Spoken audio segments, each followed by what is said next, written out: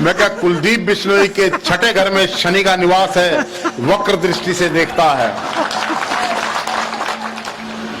मैं कुलदीप जी का धन्यवाद करता हूं कि अब उन्होंने भारतीय जनता पार्टी में प्रवेश कर लिया है। अभी 4 दिन पहले सूर्य ग्रहण था, राशियों का परिवर्तन हुआ है, राजनीति ने भी करवट ली है, लेकिन अब ये भारतीय जनता पार्टी में चले गए हैं, विधिवत सदस्य बन गए हैं। भारतीय जनता पार्टी का भी बंटा धार हो जाएगा।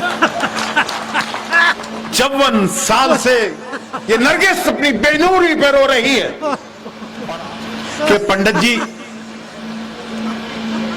कुलदीप बिश्नोई तो थोड़ी चुनाव लड़ रहा है, चुनाव तो भव्य बिश्नोई लड़ रहा है।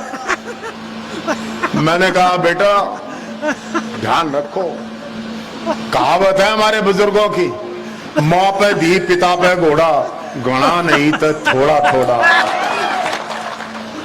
आदरणीय साथियों, कुलदीप बिश्नोई का भाग्य ही ऐसा है, ये जहां जाएगा वहीं पर बंटाधार हो जाएगा। पहले कांग्रेस में थे, 2016 में जब कांग्रेस में चौधरी भूपेंद्र सिंह हुड्डा के नेतृत्व में आए, कहा 2019 में कांग्रेस की सरकार बनेगी। मैंने स्पष्ट कहा था हुड्डा साहब सरकार नहीं बनेगी। कहने लगे क्यों, क्या बात है? मैं क्या कुलदीप बिश्नोई के छठे घर में शनि का निवास है, वक्र दृष्टि से देखता है। हम कुर्सी के चारों ओर चक्कर तो काटेंगे, लेकिन ये कुर्सी पर बैठने नहीं देगा। और देख लो, हमारा बहुमत आ रहा था, लेकिन हम पिछड़ गए। बहुमत भारतीय जनता पार्टी को भी नहीं मिला। 90 में से 40 ये भी बैसाखियों के सहारे सरकार चल रही। मैं कुलदीप जी का धन्यवाद करता हूं कि अब उन्होंने भारतीय जनता पार्टी में प्रवेश कर लिया है। अभी 4 दिन पहले सूर्य ग्रहण था, राशियों का परिवर्तन हुआ है, राजनीति ने भी करवट ली है। अब ये बीजेपी में गए, ये पीठ में छुरा घोंपती है।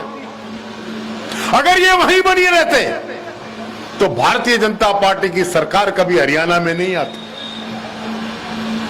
लेकिन अब ये भारतीय जनता पार्टी में चले गए हैं, विधिवत सदस्य बन गए हैं। भारतीय जनता पार्टी का भी बंटा धार हो जाएगा। मित्रों, गए जो व्यक्ति आपकी सेवा ना करे, आपके बीच में ना रहे, लोग इनको जानते तो हैं लेकिन पहचानते नहीं हैं, क्योंकि ये कभी आते ही नहीं। ऐसे व्यक्ति विधायक। इसलिए साथियों, परिवर्तन कुदरत का नियम है। 54 साल से ये नरगिस अपनी बेनूरी पे रो रही है और आजाद होना चाहते हैं आदमपुर के लोग। आदमपुर के लोग अपनी सत्ता चाहते हैं। अब जब कुलदीप बिश्नोई कभी नहीं दिखाई देते, तो मुझे अभी कह रहे थे साथ में बैठे हुए एक व्यक्ति कि पंडित जी कुलदीप बिश्नोई तो थोड़ी चुनाव लड़ रहा है, चुनाव तो भव्य बिश्नोई लड़ रहा है। मैंने कहा बेटा ध्यान रखो, कहावत है हमारे बुजुर्गों की, मां पे धी पिता पे घोड़ा, गणा नहीं तो थोड़ा थोड़ा। वो भी नहीं दिखा, ये भी नहीं दिखाई देंगे। इसलिए साथियों, सोच समझकर निर्णय करिए। 3 तारीख को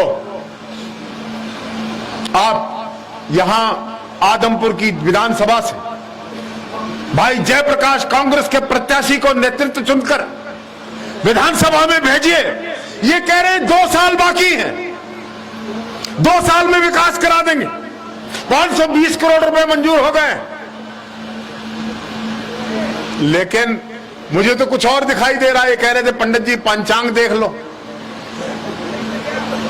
अरे भाई, ये अल्पमत की सरकार है, इसका बहुमत नहीं है। बैसाखियों के सहारे चल रही है, इंतजार कर रहे हैं। अगर आदमपुर की जनता, मुझे विश्वास है, अपना निर्णय कांग्रेस के पक्ष में देगी तो 13 दिन बाद इस सरकार की 13वीं हो जाएगी, सरकार नहीं रहेगी। और अगली सरकार हमारे मंच पर उपस्थित हमारे नेता चौधरी भूपेंद्र सिंह हुड्डा के नेतृत्व में बनेगी। वो भूपेंद्र सिंह हुड्डा जिन्होंने हरियाणा को नंबर 1 राज्य बनाया था, टेलीविजन पर आया करता था, नंबर 1 हरियाणा। हम बहुत आगे बढ़े थे, लेकिन आज हम पीछे रह गए। आज अगर हम सबसे आगे हैं तो बेरोजगारी में, अपराध में, भ्रष्टाचार में, अकर्मणीयता में सबसे आगे हम हैं, हरियाणा आगे।